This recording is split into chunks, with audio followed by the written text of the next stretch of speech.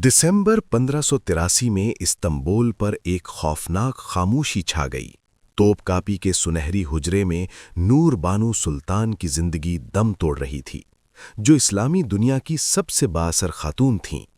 Venice की साबिक Asir, जो सलीम सानी की कानूनी बीवी और उनके बेटे मुराद सालिस के अहद में सल्तनत की मुख्तार बन गईं। उन्होंने अपने हाथों में ऐसी कुव्वत मुर्तकिस कर ली थी जो खुद सुल्तान के मर्तबे के बराबर थी। ताहम उनकी नागहानी मौत ने चौंका देने वाली अफवाहों की लहर दौड़ा दी, जो सदियों गुजरने के बावजूद थमने का नाम नहीं लेतीं।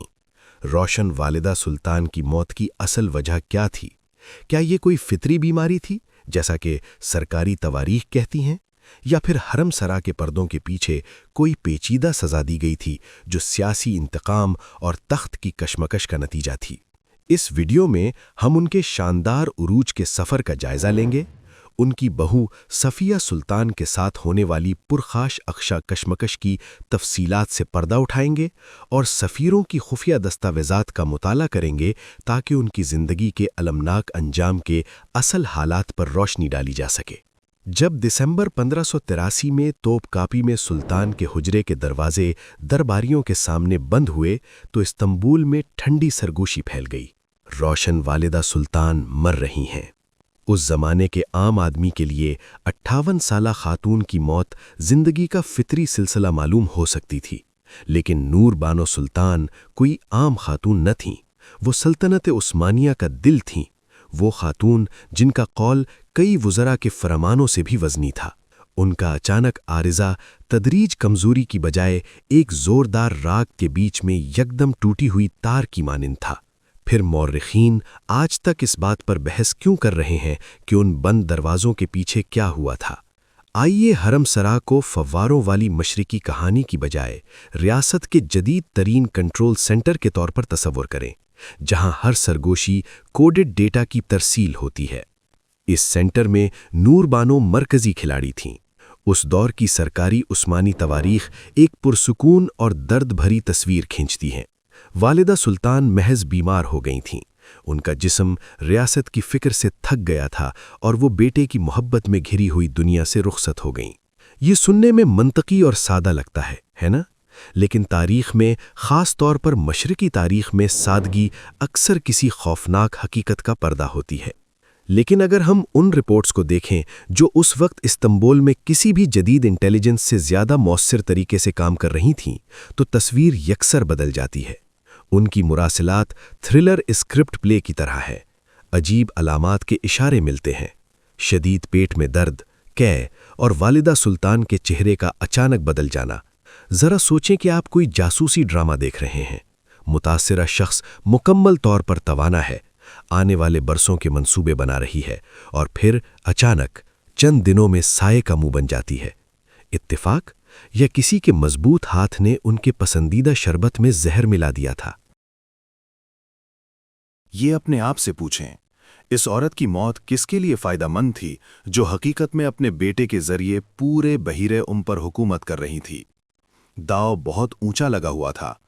Noorbano Republic of Saint mark यानी वेनिस के साथ अमन बरकरार रखे हुए थी, जो उस्मानी बहरी कज़ाकों और येनीचरियों के एक ताकतवर तबके को सख्त नागवार गुजरता था। महल के अंदर एक फोड़ा पक रहा था। नौजवान और महत्वाकांक्षी सफ़िया सुल्तान की मंजूर नज़र बरसों से अपनी अजीम सास के साए में थी। ये महज एक ख़ानदानी झगड़ा नहीं था, ये दो दियोकमत शख्सियात के दरमियान इस हक के लिए जंग थी कि कौन ज़मीन के ताकतवर तरीन इंसान के कान में बात डाले। जब अजीम वालिदा ने आखिरी सांस ली तो सुल्तान मुराद थर्ड ने एक गैर मामूली तजहीज़ व तकफ़ीन का एहतमाम करने का हुक्म दिया, गोया वो अपने कसूर को मिटाने या तकरीब की शान व शौकत के पीछे कोई खौफनाक हकीकत छुपाने की कोशिश कर रहे थे। लेकिन अजीब बात यह है कि नूरबानो के ज़ाती मुआलिज अचानक उसकी मौत के फ़ौरन बाद तारीख़ के सफ़हात से क्यों गायब हो गए? उसके इलाज के रिकॉर्ड इतने अधूरे और मुतज़ाद क्यों हैं? इस मुअम्मे की तह अतीक वालिदा मस्जिद के पत्थरों तले दबी है, लेकिन ये जानने के लिए कि आखिरी ज़रब किसने लगाई, हमें बिल्कुल आगाज़ की तरफ लौटना होगा, क्योंकि शिकार बनने से पहले ये औरत एक नामुमकिन तरीन सफ़र तय कर चुकी थी, जो खुद अपने अंदर जानलेवा ख़तरात समोए हुए था। मगर आखिर वो कैदी लड़की इस ताकत तक कैसे पहुंची जो बिलाखिर उसके लिए मोहलिक साबित हुई? नूरबानो सुल्तान की मौत ने तारीख में इतना गहरा जलजला क्यों बर्पा किया, इसे समझने के लिए हमें एक तरह की वक्त की छलांग लगानी होगी और इस अजीम सल्तनत के पर्दा इसरार के पीछे झांकना होगा। 16वीं सदी की सल्तनत उस्मानिया महज एक रियासत नहीं थी, बल्कि एक द्योहैकल मशीन थी जो कौमों, समंदरों और बर्र-ए-आज़मों को पीस रही थी। लेकिन सदी के वस्त में इस मशीन में खामोश मगर बुनियादी खराबी पैदा हो गई। इख्तदार का मरकजी गियर फौजी खेमे से निकलकर ख्वाबगाह में मुंतकिल हो चुका था। हरम, जिसे सादा लो यूरोपी बाशिंदे नर्म व नाजुक हसीनाओं की जाय मसर्रत तसव्वुर करते थे, हकीकत में ज़मीन का सबसे बंद और सबसे ज़्यादा सफ़ाकाना हुकूमती इदारा था। ये सुनने में बेबाकाना लगता है, मगर हकीकत ये है कि गूंगे बहरों ख्वाजा सराओं की हिफाजत में इन्हीं दीवारों के अंदर वेनिस के साथ जंग या अमन के फैसले होते थे, अजीम वज़रा मुकर्रर किए जाते थे और फ्रांस के साथ तिजारती मुराद तय पाती थीं, क्योंकि सुल्तान, कानून का खालिक, जहां का मालिक, अब इस अंदरूनी सहन से शाज ही बाहर निकलता था। तख्त पर सवार जंगजुओं का दौर ख़त्म हो रहा था। इसके एवज़ एक नया दौर आ रहा था, जिसे मौर्रिख़ीन सल्तनत निस्वा का नाम देंगे, मगर खुद इस दौर के किरदार इसे महज बका की जंग कहते। इस नए आलमी निज़ाम का चीफ आर्किटेक्ट खुर्रम सुल्तान थी, वही स्लाव नस्ली लौंडी जिसने सुल्तान सुलेमान आलीशान से शादी करके 200 साला रिवायत तोड़ दी। उसने सबको दिखा दिया कि कायदा एक लौंडी एक बेटा कोई कानून नहीं, बल्कि एक रुकावट है जिसे अगर आप काफ़ी होशियार और बेरहम हैं तो आप नज़रअंदाज कर सकते हैं। 1558 में उसकी मौत के बाद हरम एक मंजिर जैसा लग रहा था जो डॉन कॉर्लियोन के कत्ल के बाद होता है। सब खामोश थे, नए मालिक के मुंतज़िर, लेकिन किसी को नहीं मालूम था कि वो कौन होगा। बंद निज़ाम में ताकत का खला इंतहाई ख़तरनाक होता है। इस खला को फौरी तौर पर उस खातून ने भर दिया जिसने 10 सालों में खामोशी से अपनी पार्टी तैयार की थी। नूरबानो सुल्तान महज एक इत्तेफाकी पसंदीदा नहीं थीं, वो एक मुनज़्ज़म खिलाड़ी थीं। वेनिस के एक मुअज़्ज़ज़ ख़ानदान की बेटी होने के नाते वो तिजारत की रसद, सिफारती ज़ाब्तों और सबसे अहम बात मालूमात की कदर को समझती थीं। ऐसी दुनिया में जहां सरकारी मशवरे रस्मी होते जा रहे थे और सुल्तान, जैसे उसके शोहर सलीम दुअम, महल के तहखानों में क़िब्रस की शराबों के नशे में ज़्यादा वक्त गुजारने लगे थे, हकीकी ताकत वहां जमा होती थी जहां ख़ानदान की जिस्मानी अफजाइश होती थी। यहाँ तवक्कुफ़ करके फ़ाते के कानून को याद करना ज़रूरी है। ये महज क़वानीन की किताब का एक मज़मून नहीं था, बल्कि एक ऐसा उसूल था जो पूरी सियासत को तय्युन करता था।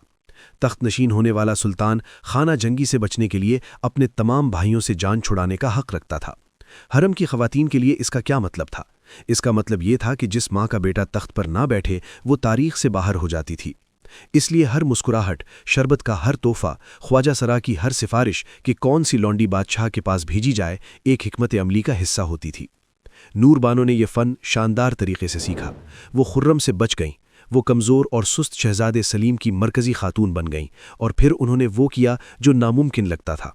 वो उस वक्त तक ठहरी रहीं जब तक उनका बेटा मुराद सालिस वाहिद वारिस न बन गया। उस दौर के हरम का मुवाजना आज के बंद शहर या आला क़यादत के बंकर से करें। यहाँ कोई भी शख्स बेमकसद नहीं था। हर लौंडी, हर ख्वाजा सरा किसी न किसी की आंखें और कान होते थे। नूरबानो सुल्तान बिल्कुल उसी वक्त इक़्तिदार में आईं जब ये निज़ाम अपने उरूज पर था। सुल्तान सुलेमान कानूनी, आलीशान, माजी का हिस्सा बन चुके थे और उनके पीछे एक देवहैकल सल्तनत छोड़ गए थे जिसे मजबूत हाथ की ज़रूरत थी। उनका बेटा नूरबानो का शौहर सलीम दुअम शराब और शायरी को सल्तनत के मामलात पर तरजीह देता था। तभी नूरबानो को एहसास हुआ अगर वो खुद इक़्तिदार की बागडोर नहीं संभालेंगी तो सल्तनत का जहाज़ महल की बगावतों की चट्टानों से टकराकर तबाह हो जाएगा। ये उसने एक रिवायत कायम की। वो पहली वालिदा सुल्तान थीं जिन्होंने यूरोप की मलिकाओं मसलन कैथरीन डी मेडिची के साथ बाज़ाब्ता सोतो किताबत की। वो महज हुक्मरान की बीवी नहीं थीं बल्कि एक सियासी वज़न थीं जो कलम के एक घुमाव से इस्तंबुल में रोटी की कीमत बदल सकती थीं या बहरे मुतवस्सत में बेड़े को रोक सकती थीं। लेकिन जितना ज़्यादा इक़्तिदार वो अपने हाथ में समेटती गईं, उनसे जान छुड़ाने वालों की कतार उतनी ही लंबी होती गई। आपको लगता है कि दुनिया की सबसे ताकतवर औरत होना ख्वाब है? दरहकीकत इसका मतलब था हर वक्त कमर में छुरा लगने के इंतज़ार में जीना। ऐसी दुनिया में जहां हर खादिम रिश्वत ले सकता है और हर निवाला जहर आलूद हो सकता है, इक़्तिदार न सिर्फ ढाल बन जाता है बल्कि निशाना भी। نور بانو کئی دہائیوں تک ان خطرناک پانیوں میں کامیابی سے چلتی رہیں۔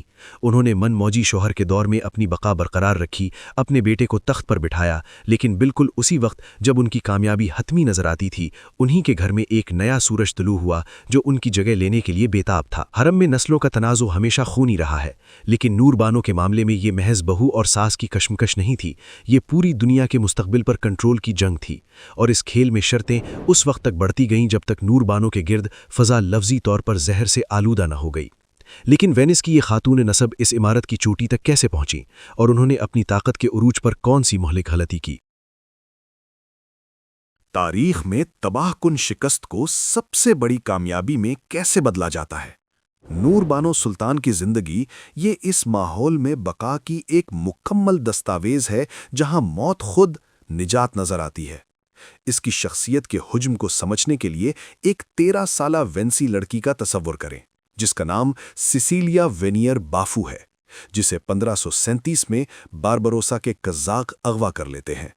ایک ہی لمحے میں وہ سب کچھ کھو دیتی ہے، نام، خاندان، وطن اور آزادی۔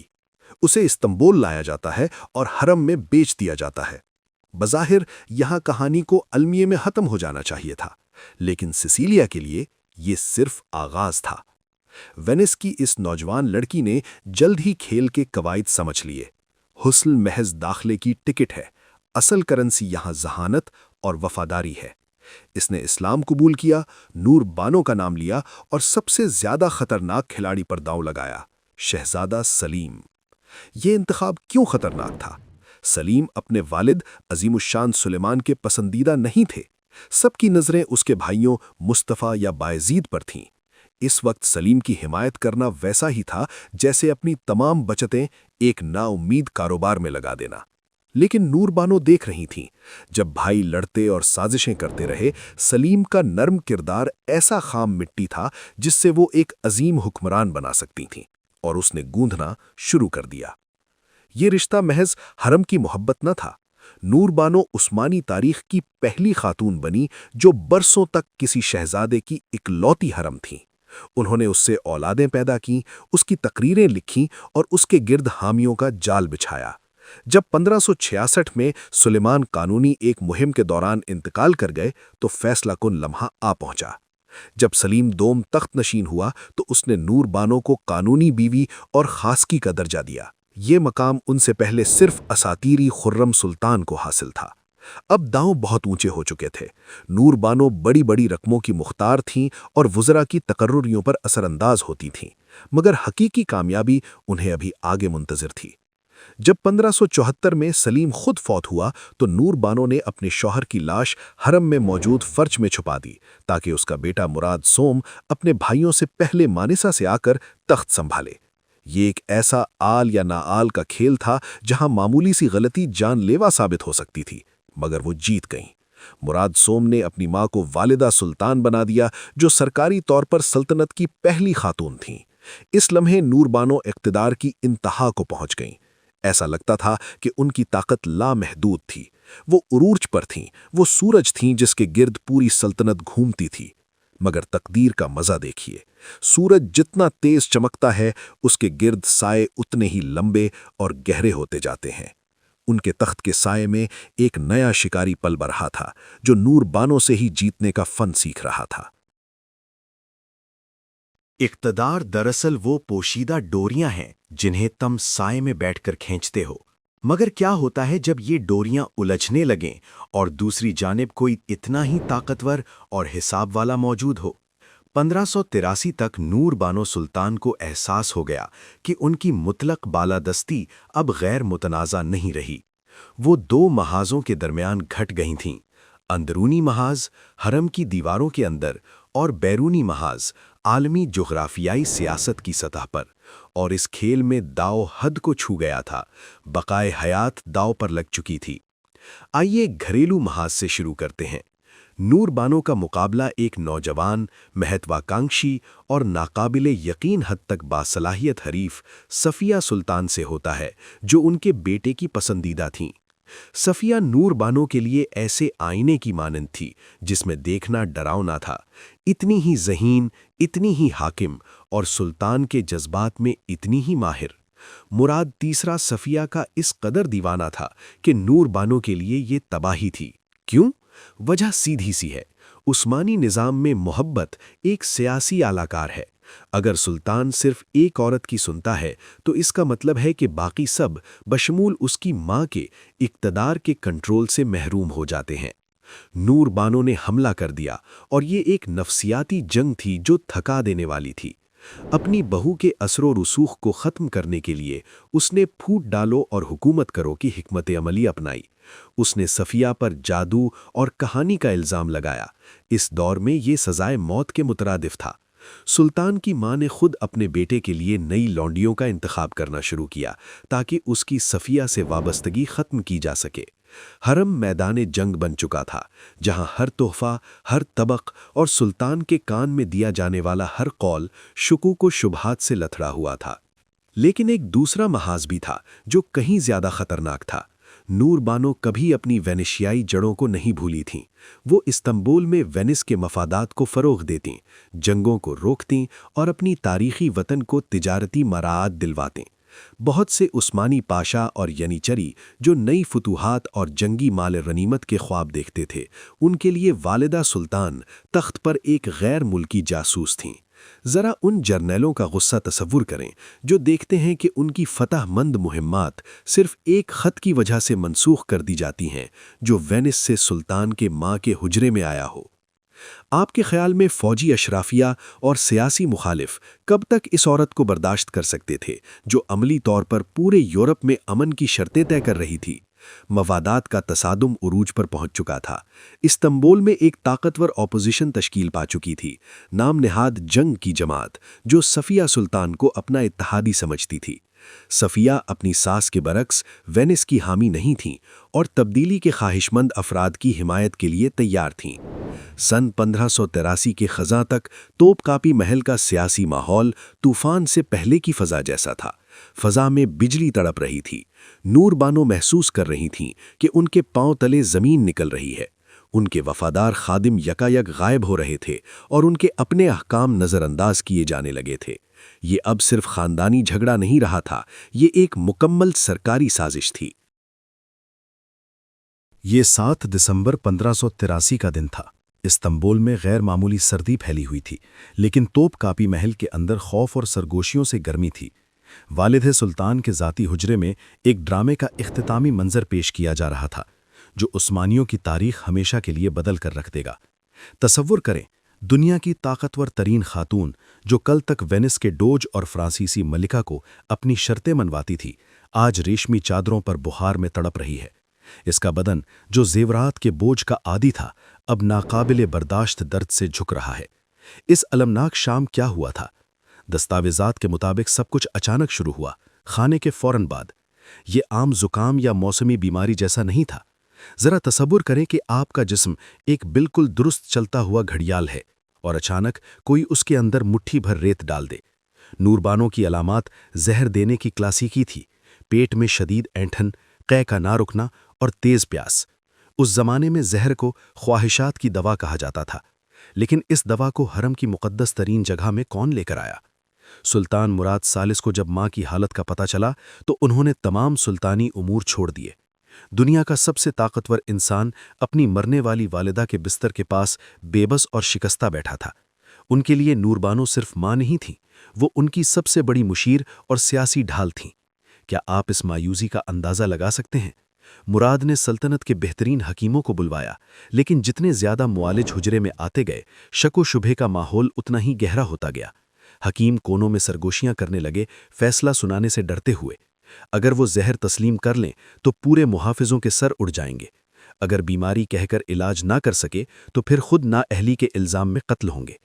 ایک روایت یہ بھی ہے کہ فیصلہ کن کردار ایسٹر ہاندالی نے ادا کیا، یہودی تاجر خاتون جو نور بانو کی متعمد اور باہر سے رابطہ کار تھیں۔ اس شام وہ والدہ کے لیے کچھ خاص معجون یا غیر ملکی اتحادیوں کا تحفہ لائیں۔ کیا ایسٹر، جو کئی دہائیوں سے اپنی خاتون کی وفادار تھیں، سازشیوں کے ہاتھوں ایک آلہ بن گئیں، یا پھر اس سے خود اندھیرے میں استعمال کیا گیا، کسی بے ضرر دوا کو جان لیوا زہر سے بدل دیا گیا؟ درد اتنا بڑھ گیا کہ 7 دسمبر کی صبح ہوتے ہی واضح ہو گیا، نور بانو جا رہی ہیں۔ وہ ایسی تکلیف میں مر رہی تھیں جو ان کے مرتبے اور عظمت کے شایان شان نہیں تھی، اور یہی وہ اہم نقطہ ہے جس پر شاذ و نادر ہی توجہ دی جاتی ہے۔ سلطان مراد ثالث نے ماں کی کیفیت دیکھ کر حکم دیا کہ تمام غیر متعلقہ افراد کو فوراً حجرے سے نکال دیا جائے۔ کیوں؟ وہ تاریخ سے کیا چھپانا چاہتے تھے؟ والدہ کے لباس سے آخری لمحات میں کیا خوفناک اعتراف نکلا؟ نور بانو سلطان نے آخری سانس لی اور سلطنت کو افراتفری کے دہانے پر چھوڑ گئیں۔ یہ تھا سرکاری فیصلہ۔ عثمانی مورخین نے اسے معدے کی بیماری سے طبعی وفات قرار دیا۔ اس دور کے عام آدمی کے لیے یہ وضاحت کافی معقول تھی۔ 16ویں صدی کی طب انفیکشنز کے سامنے بے بس تھی۔ لیکن آئیے ایک لمحے کے لیے سرکاری ورژن کو رد کر دیں اور جدید تفتیش کار کی منطق کو استعمال کریں۔ کیوں بالکل اب؟ اتنی جلدی کیوں؟ اور کیوں علامات مشتبہ طور پر سنکھیا یا افسانوی ہیرے کی دھول سے ملتی تھیں جو معدے کے زخم کی نقل تیار کرتی ہے؟ صفیہ سلطان کے ان دنوں کے رویے پر غور کریں۔ اس نے کھل کر جشن نہیں منایا، لیکن اس کی فتح مکمل تھی۔ نور بانو کے جانے کے ساتھ ہی وہ آخری رکاوٹ ختم ہو گئی تھی جو اس کے عزائم کو روکے ہوئے تھی۔ آپ پوچھیں گے کیا بہو اس طرح کا قدم اٹھا سکتی تھی؟ ایسی دنیا میں جہاں آپ کے بچوں کی زندگی اور نصف دنیا پر کنٹرول داؤ پر لگا ہو، اخلاقیات ایک ناقابل برداشت عیش ہے۔ لیکن اس المناک انجام میں سب سے عجیب بات سلطان مراد ثالث کا رویہ تھا۔ اس نے اپنی والدہ کے لیے ایسا جنازہ منعقد کیا جس کی مثال تاریخ میں نہیں ملتی۔ وہ خود سادہ لباس میں تابوت کے پیچھے چلا، جو ایک حاکم کے لیے پروٹوکول کی خلاف ورزی کی ایک بے مثال تھی۔ یہ عظیم ترین محبت کا اشارہ تھا یا عظیم ترین معافی کا؟ جس سلطان کے پاس لامحدود طاقت تھی، اس نے باضابطہ تحقیقات کیوں نہیں کروائیں؟ جواب خوفناک حد تک آسان ہو سکتا ہے۔ مراد شاید حقیقت جانتا تھا، لیکن یہ حقیقت خاندان کے وقار کے لیے اتنی تباہ کن تھی کہ اسے والدہ کے ساتھ ہی دفن کرنے کو ترجیح دی گئی۔ اگر یہ منکشف ہو جاتا کہ سلطان کی ماں کو اس کے اپنے گھر میں زہر دیا گیا، تو اس کا مطلب یہ ہوتا کہ سلطان اپنے ہی حرم پر کنٹرول نہیں رکھتا۔ المیہ یہ تھا کہ نور بانو، جس نے ساری زندگی اپنی طاقت کے گرد دیواریں بنائی تھیں، انہی کے سامنے بے بس ہو گئیں جنہیں اس نے خود اپنے حلقے میں شامل کیا تھا۔ وہ ایک عظیم حکمران کے طور پر مری، لیکن اس کی موت کے حالات عثمانی تاریخ کا ایک ڈلتا ہوا زخم بن کر رہ گئے۔ جب استنبول میں بین کرنے والی عورتوں کی چیخیں بلند تھیں اور والدہ سلطان کا جنازہ آیا صوفیہ میں ان کی آخری آرامگاہ کی طرف لے جایا جا رہا تھا، حرم میں پہلے ہی ان کے زیورات اور اثر و رسوخ کی تقسیم شروع ہو چکی تھی۔ لیکن اس سے پہلے کہ پردہ گرے، ہمیں یہ دیکھنا ہوگا کہ ان کے بعد کیا بچا، کیونکہ نور بانو کی موت صرف ایک انسان کا خاتمہ نہیں تھی، بلکہ یہ ایک پورے نظام کا خاتمہ تھا۔ لیکن ان کا کیا ہوا جو اس قتل عام میں بچ گئے؟ اور کیوں نور بانو کی موت کے بعد سلطنت نے اپنا آہستہ مگر یقینی زوال شروع کیا؟ جب نور بانو سلطان کے جسم کو توپ قاپی کے دروازے سے باہر نکالا جا رہا تھا تو استنبول سناٹے میں ڈوب گیا۔ یہ کسی اعلیٰ عہدیدار کی عام تجہیز و تکفین نہیں تھی، بلکہ یہ پورے ایک دور سے رخصتی تھی۔ نور بانو کی موت کے ساتھ ہی حرم اور پوری سلطنت میں فوری طور پر منظرنامہ تبدیل ہو گیا۔ صفیہ سلطان، جو طویل عرصے سے اپنی عظیم خشرہ کے سائے میں تھیں، آخرکار خالی ہونے والے تخت والدہ پر جا بیٹھیں۔ لیکن یہ دنیا جو انہیں ورثے میں ملی، پہلے جیسی نہیں رہی تھی۔ نور بانو آخری محافظ تھیں جنہوں نے سلطنت کو یورپ سے براہ راست تصادم سے روکے رکھا۔ وہ نفاست پسند سفارتکار تھیں، جنگ کی پہلی چنگاری بھڑکنے سے پہلے ہی اسے بجھا دینے کی فنکار۔ ذرا تصور کریں کہ کسی پیچیدہ مشینری سے سب سے بڑی گراری نکال دی جائے۔ مشین تو چلتی رہتی ہے، لیکن اندر ہی اندر تباہ کن ارتعاش شروع ہو جاتا ہے۔ آپ پوچھیں گے کہ ایک عورت کی موت لاکھوں کی تقدیر پر کیسے اثر انداز ہو سکتی ہے؟ اس کا جواب جغرافیائی سیاست میں پنہا ہے۔ محتاط مکالمے کی جگہ جارحانہ توسیع اور اندرونی خانہ جنگی نے لے لی۔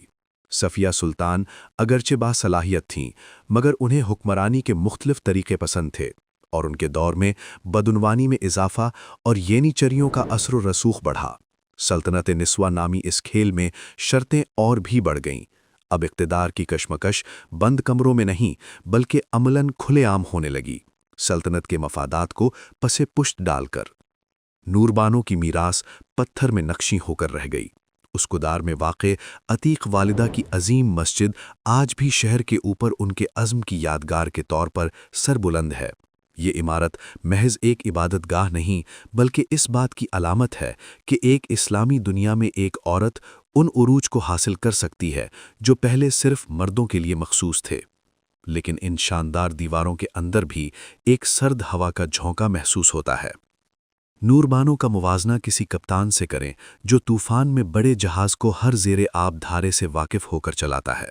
جیسے ہی کپتان نہ رہا، عملے نے راستہ بھول کر شہزور کے لیے جھگڑنا شروع کر دیا۔ خرم سلطان سے شروع ہونے والے اور نور بانو سے نکھرے ہوئے سنہری دور کا آغاز آہستہ آہستہ زوال کی طرف بڑھنے لگا۔ جی ہاں، آگے بھی طاقتور خواتین آئیں گی، صفیہ، کوسم، ترخان، لیکن نور بانو کی موت کے ساتھ ہی عثمانی سیاست سے وہ نفاست اور نظامیت غائب ہو گئی جو سلطنت کو نہ صرف میدان جنگ میں بلکہ مذاکراتی میز پر بھی ناقابل شکست بناتی تھی۔ نور بانو سلطان کی داستان محض ایک خاتون کی سوانح عمری نہیں ہے جو حاکم بن گئی۔ یہ ایک تاریک اور شاندار یاد دہانی ہے کہ اقتدار کی بلند ترین چوٹی پر ہوا کا ہر گھونٹ 3 گنا قیمت ادا کر کے لیا جاتا ہے۔ ہم نے نور بانو کی موت کے مختلف روایات کا جائزہ لیا، لیکن آپ کو کون سی روایت سب سے زیادہ قوی معلوم ہوتی ہے؟